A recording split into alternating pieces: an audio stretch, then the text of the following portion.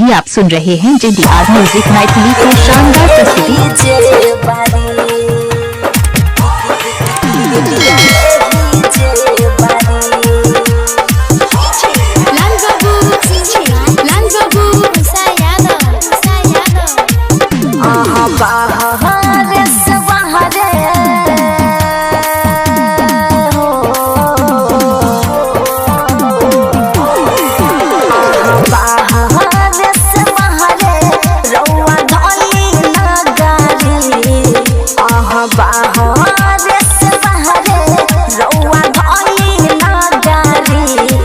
जाजी होली खेले आई दीदिया यही जे बारी। जाजी होली खेले आई दीदिया यही जे बारी।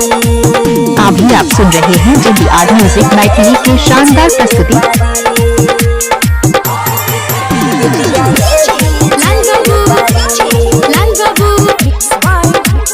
डीजे सादीपुर चौक समस्तीपुर वारिसनगर।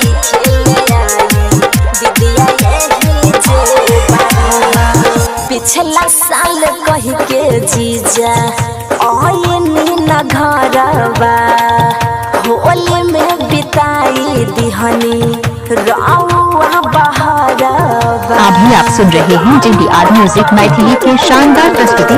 पिछला साल कही के जीजा आयनी न घरवा होली में बिताई दिहनी रउआ बहरवा। मम्मी पापा के कहला में बरिए गइनी। मम्मी पापा के कहला में बरिए गइनी। जीजाजी होली खेले आई दीदिया यही जे बारी। जीजाजी होली खेले आई दीदिया यही जे बारी। डीजे सादीपुर चौक समस्तीपुर वारिसनगर।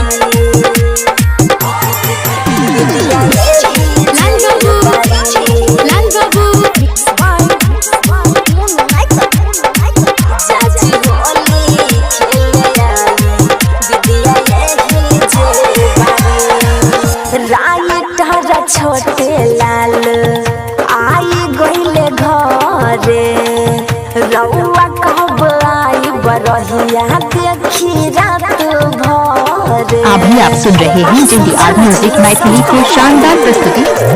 कुंदन मोहन लाल बाबू आई गइले घरे रउआ कब आई बरहिया देखी रात भरे।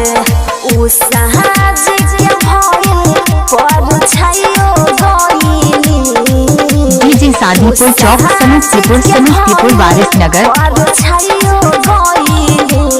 जीजाजी होली खेले आई दीदिया यही जे बारी। जीजाजी होली खेले आई दीदिया यही जे बारी। Remix by Guddu Raj Samastipur.